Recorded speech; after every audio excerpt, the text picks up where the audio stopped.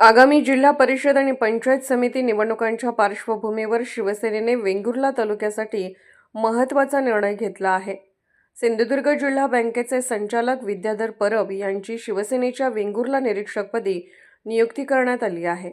शिवसेना जिल्हा प्रमुख संजू परब यांनी आज ही नियुक्ती अधिकृतपणे जाहीर केली।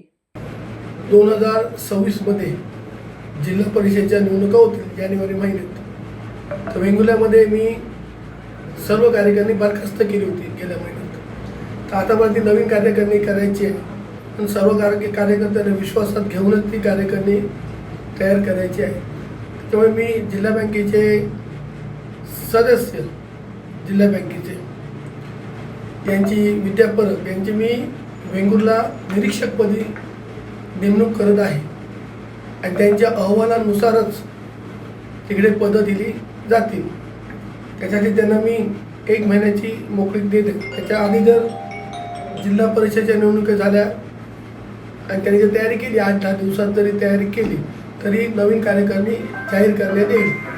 पण त्यांच्या सल्ल्यानुसारच ही कार्यकारिणी मी तयार करणार आहे।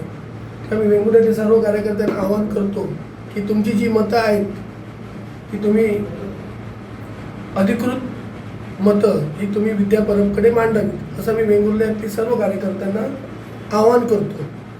उद्या किंवा 2 दिवसात जे आता प्रभारी तालुका प्रमुख नेमलेले आहेत त्यांच्याशी कॉन्टॅक्ट करून ते एक मीटिंग लावतील जसं त्यांना पाहिजे तशी। भले त्यांना 15 दिवस लागू दे, महिना लागू दे, पण ती कार्यकारिणी आम्हाला सक्षम करायची आहे जेणेकरून पक्षवाढीस मदत होईल। त्यामुळे त्यांची आज मी बुके देऊन त्यांची आज मी नेमणूक करत आहे।